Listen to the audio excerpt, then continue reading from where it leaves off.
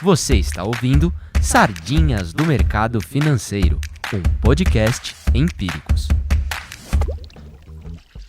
Olá, muito bem-vindo. Você está no Sardinhas, um podcast Empíricos em que investidores não profissionais, batizados aqui sem nenhum preconceito, mas carinhosamente de sardinhas, se encontram com os tubarões do mercado, aqueles que investem por profissão e que podem nos ajudar a navegar os mares revoltos do mercado financeiro. E hoje a gente está em altíssimo nível, hoje aqui com a presença do Mário Toroz, sócio fundador e gestor da Ibiúna. O Toroz e a equipe dele decidem como alocar 5,3 bilhões de reais nos multimercados da casa. Ainda tem um bom dinheiro aí em ações. Ou seja, eles escolhem lá entre juros, moedas, bolsa no Brasil e no mundo. E antes de montar a Ibiúna, o Toroz foi também diretor de política monetária do Banco Central. Então a gente vai aproveitá-lo aqui hoje também para tentar entender um pouquinho, né, como é que funciona o Banco Central lá por dentro. Toroz, muito obrigada, é uma honra tê-lo aqui no nosso podcast. O prazer é meu, é um prazer estar conversando com você e com os ouvintes todos dos Sardinhas. Ótimo, muito obrigada. Bom, o Caio, que é seu sócio lá na Ibiúna, sempre fala que está aqui do meu lado, quietinho, mas está aqui, costuma explicar a Ibiúna de uma forma muito simples, que eu acho legal, que a Ibiúna é uma especialista em ciclos de política monetária, né? E vocês costumam ganhar dinheiro com os ciclos de política monetária. Então, vou começar com uma pergunta sobre isso, né? Os movimentos dos bancos centrais são, em geral, previsíveis? Como tentar entender qual é o próximo passo, que é um pouco a especialidade de vocês, né? Eu acho que, quer dizer, nossa função é exatamente tentar compreender os ciclos de política monetária no mundo. Eu acho que uma coisa que a gente sempre fala lá, não é? Quer dizer, qual é a ideia central da Ibiúna? Quer dizer, operando nos multimercados, o que a gente acha que de alguma forma consegue se distinguir em relação aos outros multimercados, ou pelo menos a gente tenta se posicionar dessa forma, e acho que ao longo dos anos aí a gente vem obtendo sucesso. A ideia é relativamente simples, assim, quer dizer, quando a taxa de juros em geral está subindo, né, em algum país, em um determinado país, você quer estar tomado naquela curva de juros. Quando a taxa de juros você está num ciclo monetário de queda da taxa de juros, você quer estar doado naquele ciclo de juros. Mas os momentos em que você realmente faz dinheiro é nos momentos de inflexão, ou seja, é a capacidade que você tem de prever de que aquele ciclo monetário que estava numa direção vai parar e em algum momento vai inverter a direção, né? Porque é um ciclo, ele inverte as direções. Esse é o grande segredo e é isso que é o nosso trabalho diário em relação às posições que a gente, em geral, está tomando no fundo. E isso é um pouco explicado pelos dados ou é um pouco também tentar entender a cabeça de quem está no Banco Central?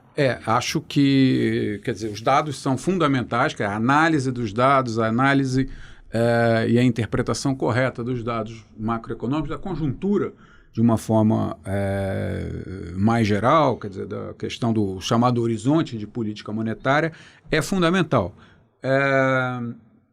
Junto a isso, quer dizer, eu acho que isso ao longo dos últimos, talvez, 20 ou 30 anos, ganhou grande importância, que é, na verdade, a comunicação dos bancos centrais. Quer dizer, os bancos centrais, em geral, têm as suas comunicações já estabelecidas, né, pré-estabelecidas, como os seus comunicados pós-reunião, como os seus relatórios.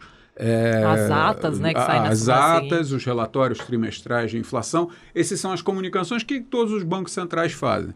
E a par com isso tem todos os pronunciamentos dos diferentes diretores do Banco Central e de política monetária. Interpretar isso, só para dar um exemplo recente de como a questão da comunicação é importante, em dezembro desse ano nós estávamos tendo aquela queda enorme dezembro de 2018. Dezembro de 2018, a queda na Bolsa Americana, né? Chegou a cair.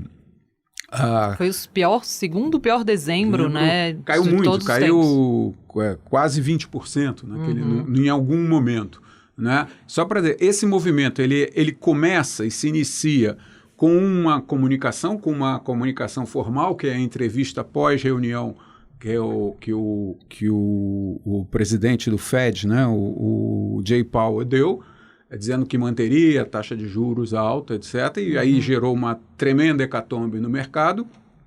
E se interrompeu ou se reverteu a partir de uma entrevista não programada de um dos membros do vice-presidente, que é o Clarida, do Fed, dizendo que, olha, não é bem assim, nós estamos aqui analisando, vamos ser sensíveis aos dados, às condições financeiras, etc, etc. Então, analisar a comunicação de Banco Central é absolutamente fundamental, talvez quase tão importante quanto a análise dos dados. E é um trabalho de interpretação de texto, né? Eles blefam também? Como é que é esse jogo? Eu acho que mais e mais, eu acho que está claro, né, que a comunicação dos bancos centrais, elas têm que ser, e essa experiência eu tive, assim, quanto mais transparente você for, mais claro você for, menos você dá volatilidade ao mercado. Obviamente, você não pode ser absolutamente claro, porque você não sabe realmente, é o futuro é incerto. Então você, quando está no Banco Central, numa posição de policy maker, que se chama, do cara que faz a política econômica, no caso a política monetária, você não pode simplesmente dizer, vai acontecer isso. Você mais e mais tem que dizer, olha, eu acho que isso vai acontecer. Quanto mais claro você for, mais fácil é a comunicação do mercado. Então, acho que a luta dos bancos centrais é sempre de tentar dar a transparência ao mercado, sem poder, obviamente, prever o futuro. Legal. Então, vamos falar um pouquinho de juros no Brasil, que tem muita gente aí posicionado nas NTNBs, tanto na física quanto nos fundos, né, e nos pré-fixados, esperando que os juros, ou as expectativas futuras para os juros, né, se ajustem para baixo, então trazendo ganhos para esses papéis. Inclusive, a gente já teve algum ganho recente com esse ajuste de risco nesse tipo de papel, né? Na sua opinião, ainda tem gordura mesmo? E já que a gente estava falando de política monetária, existe a possibilidade de algum corte em breve, né, na Selic, nos juros de referência para a economia, na sua visão, que faria esses títulos se ajustarem para baixo, por exemplo? Quer dizer, esses juros se ajustarem para baixo, trazendo ganhos para esses títulos? Aí você fez muitas perguntas. Muitas juntas. Agora você tem 1 hora para responder. Então, deixa eu tentar, vamos dizer assim, um pouco qualificar. O que aconteceu no mercado? Assim, a gente tem que botar uma coisa um pouco em perspectiva, para dizer, não tentar prever o que vai acontecer amanhã, mas botar em perspectiva. O que aconteceu? Quer dizer, você teve, especificamente no Brasil, tá, mantido o cenário externo, depois a gente até pode falar um pouco do cenário externo, Tá bom. mas falando especificamente de Brasil, quer dizer, você teve um ajuste de uma forma geral no preço dos ativos para cima depois da eleição do Bolsonaro, né? Esse ajuste se deu logo depois da eleição, um pouco em novembro, um pouco em dezembro e sobretudo em janeiro. De janeiro para cá, os preços estão relativamente estáveis. Você tem a volatilidade e tal, mas, enfim, é isso aí. A Bolsa eu estava até olhando isso agora, nós estamos lá numa reunião, você olhar a Bolsa, o fechamento da Bolsa em janeiro, fevereiro, março, abril e maio é exatamente os 95 mil. Agora está um pouquinho mais para cima. Quem chega de Marte vê, nossa, isso aqui não tem, esse país não tem volatilidade nenhuma. Não, e todo mundo que eu converso, muito gestor de ações, inclusive, tem falado, bateu 90 mil, compra, bateu 100 mil, vende e fica aí até sair a reforma da Previdência. Então, o mercado está um pouco isso, ele nem chega a 90, vai lá, 97, 90 e volta. A mesma coisa com a taxa de juros. Né? A taxa de juros, quer dizer, tem operado, não é? Também dentro de um determinado range que a gente fala, né? num período, num intervalo, sem grandes mudanças. Agora, por exemplo, houve um certo otimismo, o mercado andou, a Bolsa corrigiu um pouco, o câmbio é um caso diferente, depois a gente pode comentar. Eu quero perguntar depois. Depois a gente comenta um pouco dele. Mas, enfim, de uma forma geral, o que a gente tem é uma certa estabilidade nos preços, que reflete exatamente aquela visão. A expectativa em relação ou seja, os preços estão corrigidos em relação a outubro. Existe ainda, e aí respondendo diretamente a sua primeira questão aí, quer dizer, existe ainda bastante prêmio nos ativos brasileiros, tanto na curva de juros quanto na Bolsa. O câmbio, mais uma vez, depois a gente fala, tá? Mas existe prêmio nos ativos brasileiros de uma forma geral. Então ainda tem gente esperando um juro muito alto para frente que na sua sensação, na sua impressão, exatamente. Não deve chegar a subir tanto de novo. A curva, em geral, no Brasil, ela está muito, que a gente chama, ela está muito empinada. Tá? Ela já teve até mais empinada, ela está menos empinada do que estava lá no segundo semestre do ano passado, mas ainda tem um prêmio muito grande, ou seja, uma expectativa de que em algum momento você tenha que corrigir mais fortemente a taxa de juros. Para então, tem quando prêmio. isso? Com vencimento, por exemplo, nas Bs, no pré? Não, assim, 2020, 2021, você teria... O mercado precifica aumentos contínuos de taxa de juros. Então, quer dizer, tem esse cenário que tem, então, prêmios. Se você acredita que você vai ter estabilidade, que a reforma vai ser aprovada, etc., etc., a gente depois pode tratar desses assuntos mais especificamente, mas se você acha que realmente você tem um cenário positivo para o Brasil, de fato você tem prêmio nas curvas, tem um prêmio mesmo nas ações, né? Quer dizer, a despeito de, e aí a gente entra num tema importante, tanto na Bolsa quanto nos juros, quer dizer, tem uma mudança. Eu estava falando aqui, os preços ficaram totalmente estáveis, no ano inteiro, basicamente, os preços mais ou menos iguais. É uma grande espera, né? Tá todo mundo esperando uma reforma. É uma esperança, mas alguma coisa na economia aconteceu nesse período que é relevante. A atividade econômica se enfraqueceu muito. Sim. Né? Ou seja, nós nunca fomos muito otimistas com o crescimento, mas a gente no início do ano achava que a economia podia crescer 1,5%, alguma coisa assim. E agora? Hoje a gente é mais para 0 do que para 1. Sim. Tá? Então nós estamos falando de 1,5%, mas no meio é mais para 0 do que para 1. Quer dizer, tem que olhar como vai acontecer, ou seja, tem sempre a esperança que no segundo semestre, que eu brinco sempre lá com o meu economista, que todo primeiro semestre do ano ele fala, não, tá ruim, mas no segundo semestre, quem sabe, vai melhorar e tal, que eu digo para ele. Em 2014, a previsão de crescimento nesse período ainda era positiva, terminou sendo menos 3,5% a economia. Então, aquela coisa de segunda-feira a gente começa o regime. Exatamente, é um pouco nessa linha que tá acontecendo. A gente está, na verdade, se surpreendendo negativamente com os dados de inflação de forma contínua. Quer dizer, todos os dados que você olha, tanto os dados que a gente chama soft data, que são os dados que não são exatamente da economia, mas são os dados de confiança, são os dados que, em geral, são os indicadores líderes para, num futuro, você consegue medir isso, quer dizer, que se aumenta a confiança hoje, em X meses, a atividade econômica começa a retomar. Tudo isso, na verdade, está piorando, não está melhorando. Ou seja, na verdade, e esses dados, eles, sobretudo no último mês, pioraram muito, né? O que indica lá na frente piora na atividade. Quer dizer, e basicamente o que a gente olha, sobretudo os dados de confiança, índice de incerteza, essas medidas mais soft, que a gente chama, que não são exatamente da atividade, estão mostrando uma piora e mostra que todo o goodwill, né, todo o benefício que o governo que se teve de início de governo, etc., já foi perdido do ponto de vista da confiança da economia. O que mostra que faz para a gente, por isso que eu estou mais para 0 do que para 1 hoje.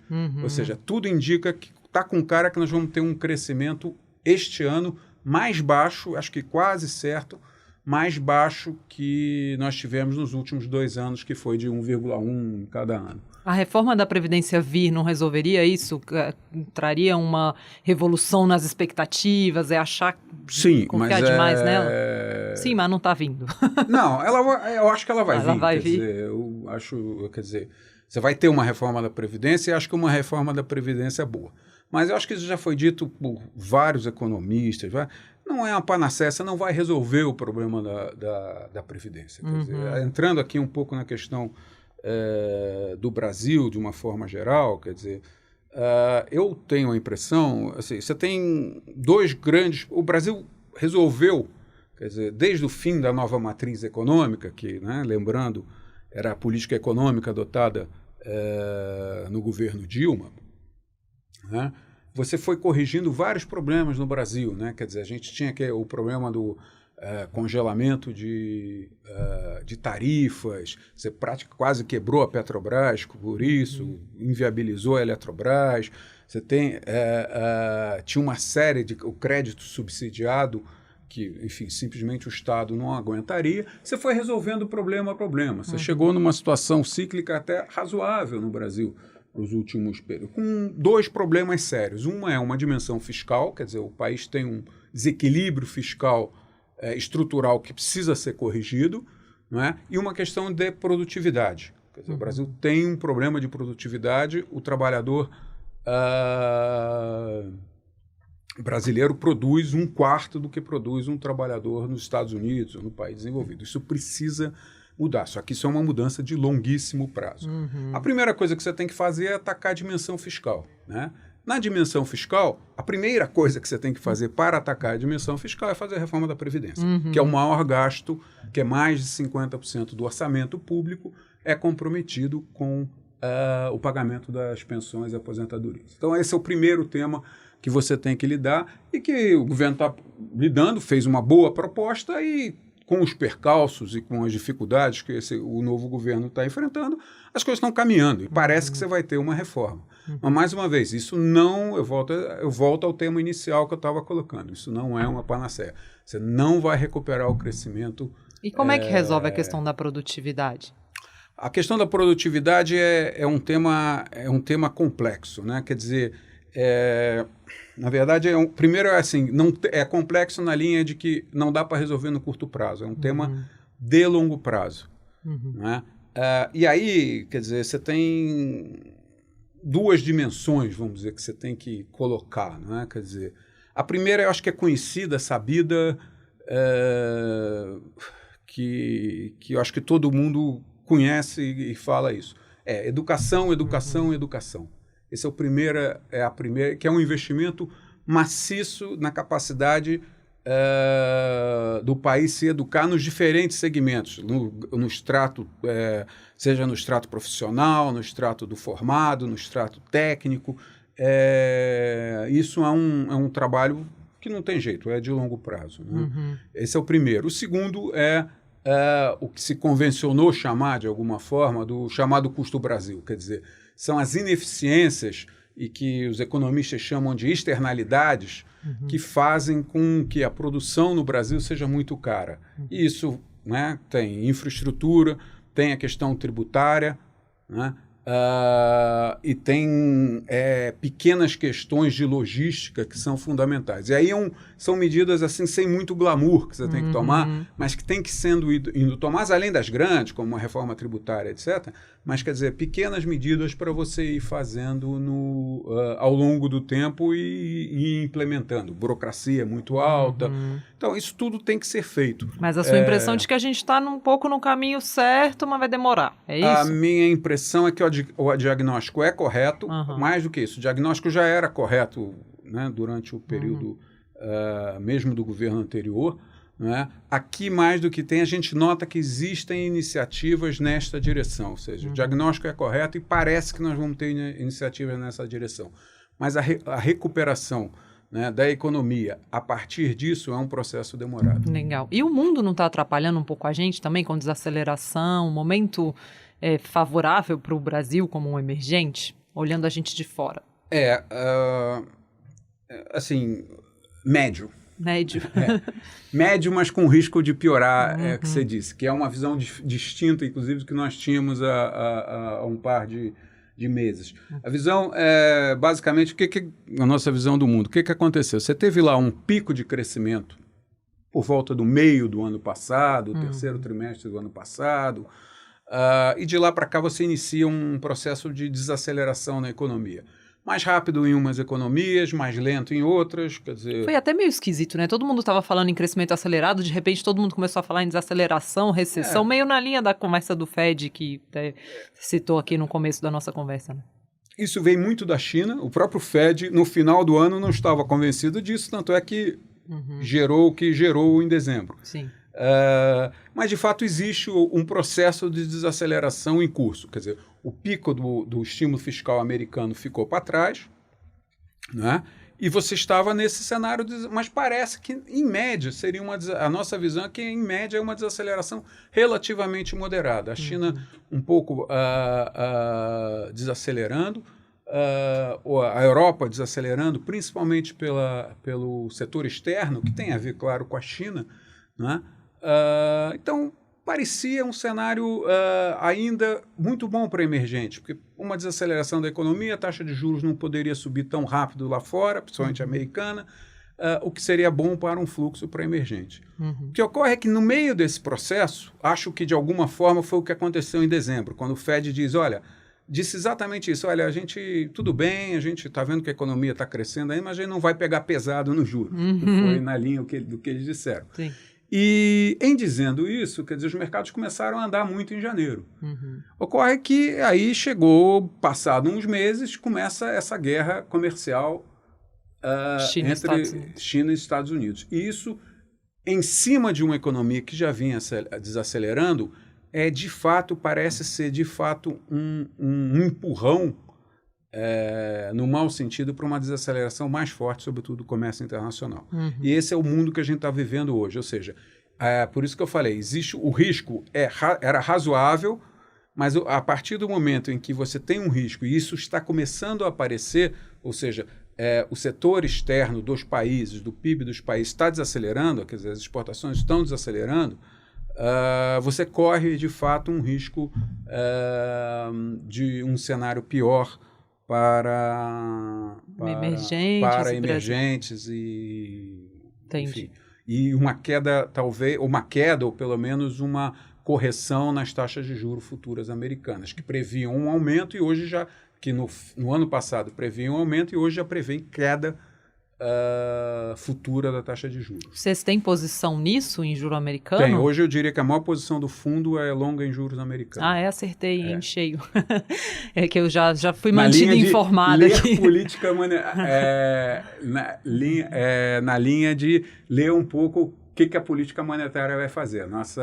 Aí é para fechamento de juros, para corte. Para fechamento de juros, para queda de taxa de juros, não necessariamente corte do Fed, não é? Mas, na verdade, queda das taxas de juros da curva americana. Legal. E aí, então, vamos voltar para o nosso Copom aqui, porque eu sei que você já esteve lá dentro, então conhece intimamente. Considerando que esse crescimento brasileiro está vacilando, o mercado ajustando a expectativa de crescimento cada vez mais para baixo, inclusive vocês lá na Ibiúna. Isso não deveria fazer a gente esperar mais cortes da Selic em breve, para curto mesmo, para 2019 ainda? Essa seria o que a gente pode imaginar. Só que, mais uma vez, a gente tem que ler o que o Banco Central fala e tem que olhar os dados. Né? De fato, os dados estão indicando isso. Por outro lado, a inflação, que vinha bastante comportada, ela, assim, não que ela voltou a subir, mas ela simplesmente estabilizou-se num patamar confortável, apropriado, como o Banco Central gosta de falar, um nível bom, mas também não é uma coisa que você pode simplesmente abandonar. Não é que está folgado. Tem 4%. Tem um dólar atrapalha também. Um dólar com uma certa pressão, a gente ainda não falou de chegaremos lá. A gente está fazendo aqui criando uma expectativa que eu tenho certeza que é um tema que muita gente quer saber. Então, então, o que eu acho? Assim, o Banco Central tem dado a seguinte mensagem, assim, curto e grosso. Olha, enquanto não aprovar a Previdência, esquece, eu não vou discutir esse assunto. Em aprovando a Previdência, eu tenho que ver como vão ficar, porque o Banco Central, essa é a mensagem que ele está dando, tem que ver como é que vão ficar as condições financeiras. As condições financeiras podem estar relaxadas ou não. O que é condição financeira relaxada? O câmbio apreciar, a bolsa subir, a curva de juros fletear, se achatar, né? Cair, fechar a curva toda. Tudo isso já gera uma queda da taxa de juros sem o Banco Central necessariamente precisar baixar a Selic. Entendi. Então, eu primeiro tenho que aprovar a reforma, aprovada a reforma, ou pelo menos indicar que vai aprovar em primeiro turno, não é aprovar lá no Senado, indicar que vai aprovar uma reforma crível, Feito isso, aí eu vou olhar as condições financeiras, aí eu vou olhar e vou decidir o que vou fazer. Essa é a mensagem do Banco Central. Essa mensagem está na ata, nas entrevistas? Como é que... Está nas atas, está escrito claramente. Essa é a mensagem que eles têm dado. Eu acho que para a gente essa mensagem já está bem clara. Isso quer dizer que empurra o movimento de taxa de juros, certamente não para a próxima reunião, para as próximas 2 reuniões, não acho que vai fazer. Agora, existe a possibilidade do Banco Central baixar o juro este ano ainda? Sim. Existe, tá? Mas não é um processo imediato. Conta pra gente um pouquinho, na sua época de Banco Central, você participava das reuniões do Copom, né? E tem um grande mistério em torno do que acontece lá, né? É uma discussão, é um papo de bar, cada um apresenta uns números, um leva bolo de cenoura, o outro coxinha. Como é que funciona essa conversa aí do comitê? Ficou lá trancado 2 dias, ninguém sai. dá uma cor pra gente. Tem pão de queijo? Tem café, cappuccino, chá? Não, café. Tem café. Tem água e café e pão de queijo.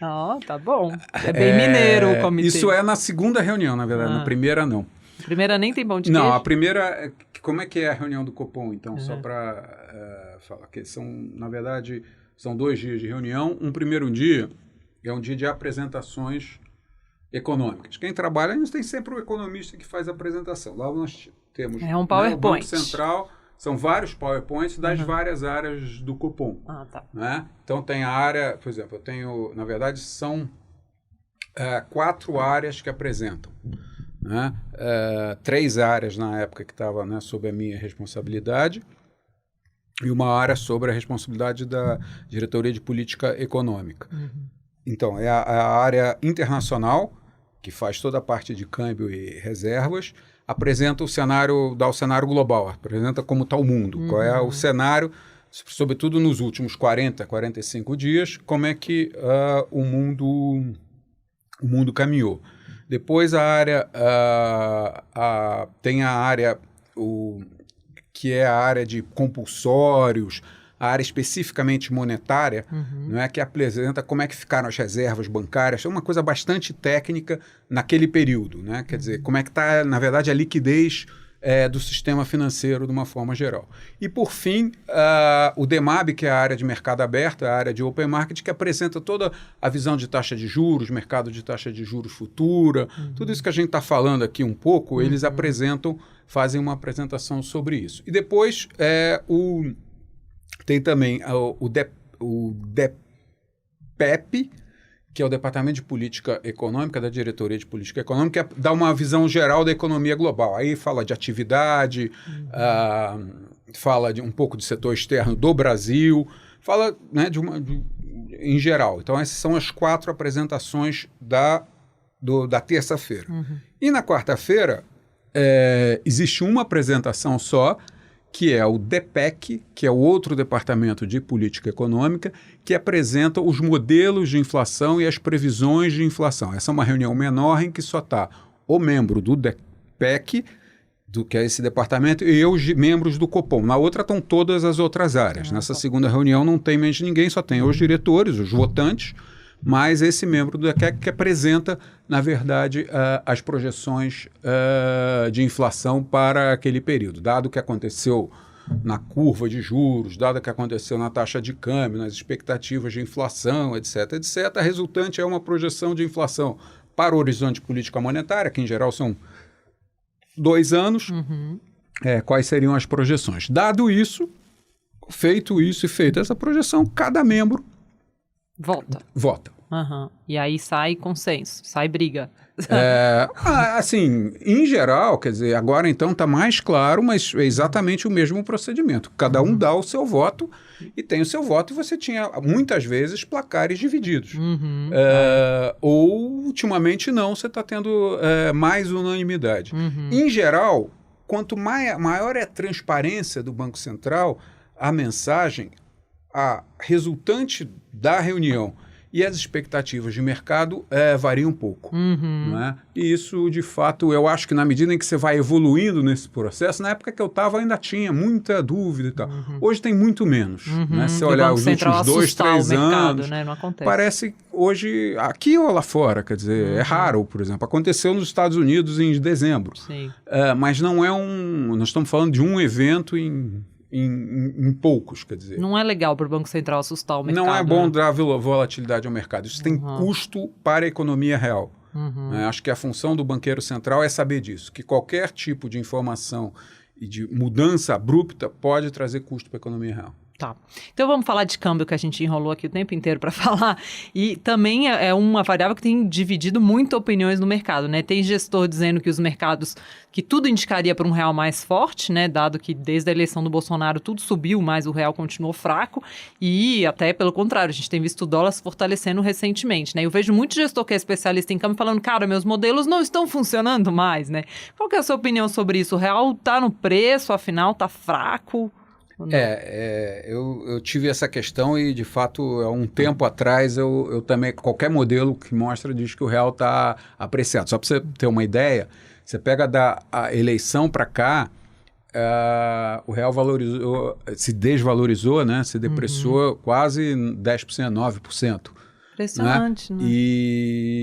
E enquanto que os outros ativos brasileiros andaram, até ter estável nos últimos meses, mas a bolsa subiu, o juro caiu. Sim. E o câmbio se desvalorizou 10%. E mais do que isso, se você olha a cesta de moedas, uma cesta de moeda de países semelhantes ao Brasil, inclui aí o México, o Chile, a Colômbia, a gente põe a Índia, põe a Rússia, a Turquia, a África do Sul, a Argentina não, porque não está nesse grupo, mas esses países todos, você bota, esses países estão desde lá, que tem cerca de 6 meses, o preço deles a cesta deles contra o dólar é estável, ou seja, o real perdeu 10% em relação à cesta, que a gente fala. Quase 10% em relação à cesta. Então é algo nosso mesmo, né? É algo nosso, e aí eu acho que é uma combinação, mais uma vez, é uma combinação de fatores, não dá para tirar um fator. Por que o real está pior? E eu vi muitos fundos, e nós não temos essa visão, mas eu vi muitos fundos colocarem recente, o real é o melhor ativo brasileiro agora, comparado com outros. Nós não temos essa visão, eu não tenho essa visão mesmo agora. Por quê? Acho que se andar, os outros ativos ainda podem performar melhor. Eu acho o seguinte, tá? Tem uma mudança bastante grande no real, que é a taxa de juros. A queda da taxa de juros, nós conseguimos passar a barreira daquela taxa de juros absurda e extorsiva que nós tínhamos. Nós vimos vencendo essa barreira em 2008, até 2008, 2009, conseguimos trazer o juro para baixo. E aí inicia-se a política da nova matriz econômica, de tenta baixar o juro na marra, etc., resultou no que resultou, o juro teve que subir de novo até 14,75, se eu não me engano. Né? E agora você, de fato, conseguiu fazer essa transição para um juro bem mais baixo. Que parece estrutural. Que parece, não vamos dizer estrutural, mas que a gente tem fortes indícios, não é só reza brava aqui, né? Quer dizer, a gente tem fortes indícios que, de fato, ele pode continuar por esse tempo. Isso muda completamente a relação de câmbio. Quer dizer, o Brasil tem um passivo externo líquido grande, quer dizer, que fruto dos investimentos diretos, tudo que tem no país, e, por exemplo, o custo do hedge fica muito mais barato quando você tem... o hedge é alguém que tem algum dinheiro investido no Brasil, por exemplo, de uma empresa, de um capital lá de fora, e compra o dólar futuro de forma a manter o valor em dólar dele. Se a taxa de juros está muito alto, esse custo do hedge fica muito caro. Se a taxa de juros local, né, a diferença da taxa de juros local com a externa está muito alto, né, o custo de fazer isso é muito alto. Como está mais baixo, ficou mais barato fazer hedge. E acho que esse, na minha opinião, é um dos principais fenômenos desse movimento, que é um movimento que não vem só da eleição para cá, mas veio ao longo de todo o ano passado, né? E eu acho que é um fenômeno que ainda não terminou. Como eu não sei quando ele vai terminar e como ele vai terminar, eu não acho que é uma posição que eu não entendo, ninguém entende, porque é um fenômeno novo. Nós não vivemos de forma com taxa de juros baixa e estável, taxa de juro nominal baixa e estável por muito tempo, e, portanto, eu não sei como esse fenômeno vai se dar. Então, eu prefiro esperar e olhar para ter mais convicção. Pode ser que os hedges sejam desmontados ou pode ser que não. Pode ser que aumentem. Pode ser até que aumentem. Então, esse é um fenômeno. Então, como eu disse, é uma combinação de fatores. Primeiro é a questão do hedge. O segundo é o seguinte, havia uma expectativa em relação ao governo que, não sei se não se decepcionou, mas que está, no mínimo, levando mais tempo que se imaginava. Isso também gera maior incerteza. Então, todos esses aspectos, de alguma forma, contribuem de alguma forma para manter a taxa mais depreciada. E, portanto, levar o real nos últimos 6 meses, quer dizer, e nos 6 meses anteriores também, ter performado, que a gente diz, né, pior do que os seus pares principais aí no mundo. E aí vocês preferem ficar fora de moedas, fora de real? Eu prefiro hoje eu não ficaria comprado em dólar, mas nem vendido também. Mas também não. Quer dizer, nós temos posição em moeda temos posições em outras moedas, mas em real praticamente nada.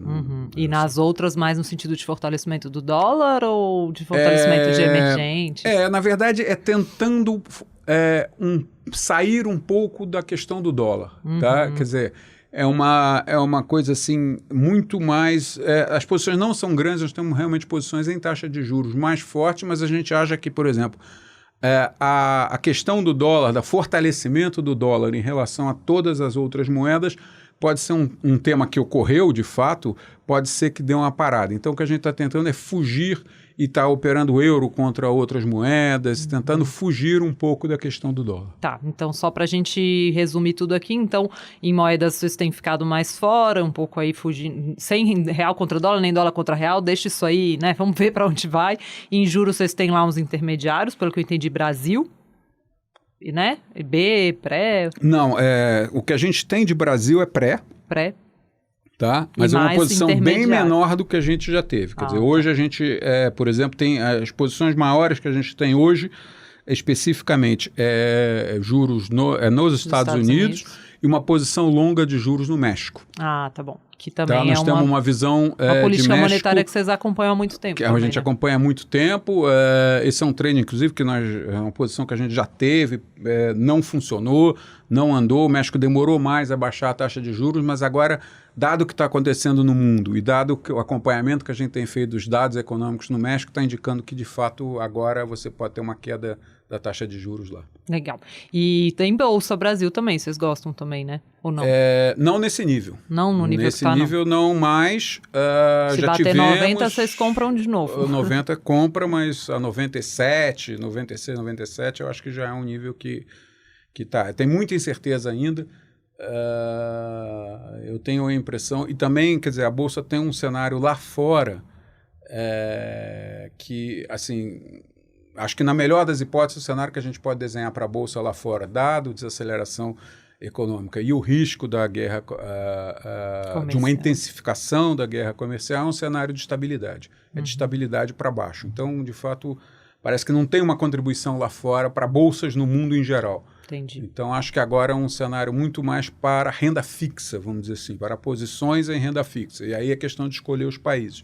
Nós escolhemos Estados Unidos e México, mais do que o Brasil, com o Brasil também, mas em bem menor quantidade do que normalmente nós temos, que em geral é o maior risco que a gente tem. É um cenário bom para vocês, né? Que tem uma especialidade em política monetária. O mundo aí está num momento de política monetária. Está começando a ter política monetária de novo. Era melhor que tivesse mais isso. Hoje, na Europa, você tem os juros negativos. No Japão, os juros é tabelado, não é nem negativo. Então, você tem um cenário.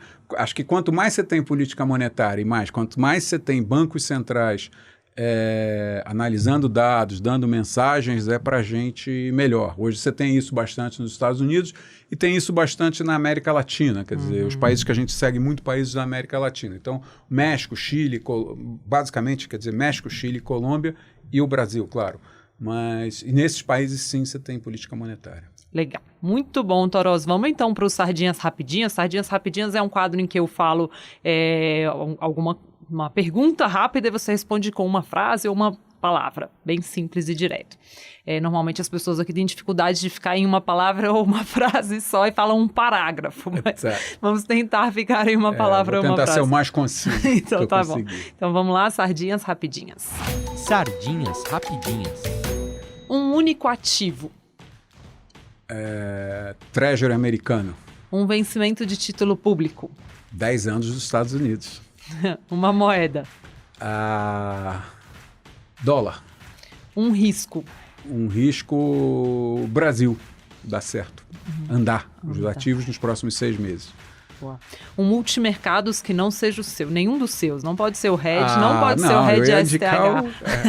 Não, eu ia indicar o que não sou eu o responsável, que é o André Leon de Equity, o nosso long e short de Equity. O André Leon é bom, hein? Escapou bem aí, hein? Um conselho para o investidor iniciante. Procura um especialista, vai. Um ídolo. Ídolo? Pode ser dos mercados ou não. Roger Federer. Boa. Um livro.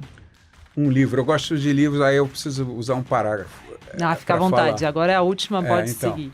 O livro é bastante... Eu acho assim, eu gosto muito de ler livros de crise, né? Sobretudo de crises, de momentos, seja da crise de 30, então, no caso, tem um livro do Bernanke, enfim, tem uma série das várias crises, mas assim, eu tenho um livro, por exemplo, que me marcou muito, foi quando eu já estava no mercado há alguns anos, mas eu estava até começando a chefiar mesas e tal, estava até morando no exterior na época, que foi sobre a crise de 98, né, quando quebrou aquele LTCM, que era o principal hedge fund da época, né? Quando os gênios falham. When the Genius Fails. Adoro aquele esse livro. Me marcou muito exatamente pela fase de vida que eu estava e aquele momento. Quer dizer, então, eu acho que foi muito, muito interessante aquele livro. Deve dar um medo de operar depois de ler aquele livro, né? Tanta gente inteligente junta conseguiu quebrar. Exatamente. Então, aquele livro, de fato, me marcou muito. Eu estou pensando assim, em livros de mercado, também que servem de lição. Por exemplo, para a crise de 2008, aí tem uma penca, né? N livros que eu poderia indicar. Eu me lembro de a Failure of Common Sense, que é exatamente sobre a história da quebra da Lehman, especificamente.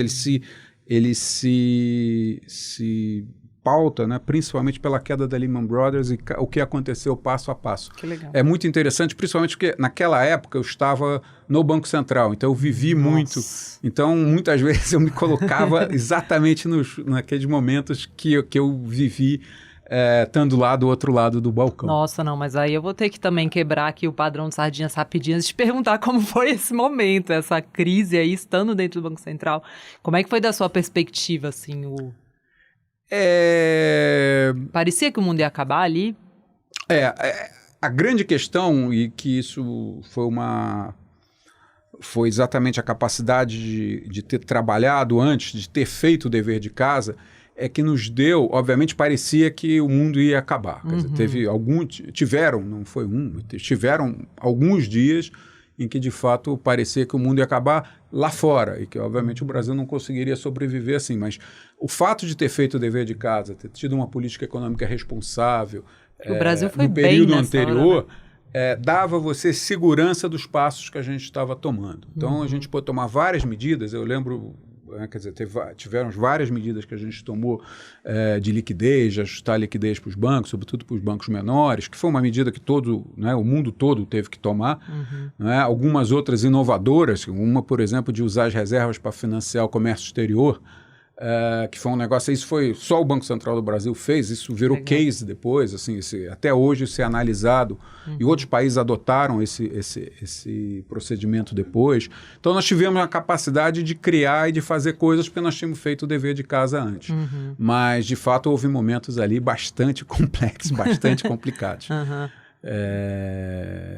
Principalmente porque eram as economias centrais. Né, Mas a gente saiu muito bem da crise, né, no fim das contas, e ficou realmente, eu lembro que na época saíram vários artigos, estava estudando na época ainda, mas falando de como o sistema financeiro do Brasil, de repente, era um modelo para o mundo. Isso né? foi. Acho que várias coisas que foram feitas que permitiu a gente atravessar aquela crise sem ter afetado. Nós tínhamos uma situação... tanto é que logo, né, quer dizer, depois o Brasil, quer dizer, atinge o investment grade, o Brasil, né, o Brasil, enfim, deu demonstração de estar forte porque fez uma política econômica responsável que foi em grande medida destruída depois com a nova matriz econômica. Que deve ter sido sofrido também, ver o filhote aí. Isso foi uma grande decepção mesmo. Né? Mas agora tá voltando, né, Toros? Ou parece. Vamos esperar, tá? né? Ou não tá? Não, tá. Quer dizer, as medidas são... O que está sendo feito, a agenda é uma agenda... O diagnóstico é correto e a agenda que está sendo implementada é correta. Pela sua experiência de Brasília, isso passa. Eu acho que sim. Passa. Eu acho que sim. A mensagem aí, no caso, é bastante otimista nesse sentido. O governo precisa parar de se auto-implodir a cada semana, mas a despeito disso, acho que sim. A agenda, o diagnóstico é... Nesse sentido, o Congresso brasileiro, as pessoas falam, mas ele é muito sensível se você, com seriedade, apresenta as medidas, o Congresso, em geral, é muito sensível a esse negócio. Você consegue aprovar as coisas. Legal, então a gente pode dormir. Toros, muito obrigada, foi bem legal a conversa. Obrigada por estar aqui de novo, né? A gente estava lembrando que há uns 2 anos a gente gravou um vídeo aqui, que também, para quem quiser assistir aí do passado, foi bem legal, tá no YouTube. E eu quero agradecer muito sua presença, foi muito bom. Muito obrigado, foi um prazer estar aqui, estou sempre à disposição. Legal, obrigada. Então, o Toros é responsável pelo Ibiúna Red. O Ibiúna Red é STH, né? Eu costumo falar aqui que os gestores normalmente de multimercados têm o amaciante diluído e o amaciante concentrado, né? O Ibiúna Red é STH é o amaciante concentrado. Quando você compra a estratégia na sua plenitude, tem mais volatilidade, mas para quem aguenta um pouquinho mais de balanço, é o fundo que costuma ser mais eficiente da casa. Então, um fundo muito legal, a Ibiúna Red STH. A gente também gosta muito aqui da gestão de bolsa lá do André Leon, que foi citada aí há pouco também pelo Toros. Bom, é isso, você pode sugerir quem você quiser que esteja aqui no Sardinhas, no sardinhas@empiricus.com.br. A gente se encontra na semana que vem. Beijo, tchau, tchau.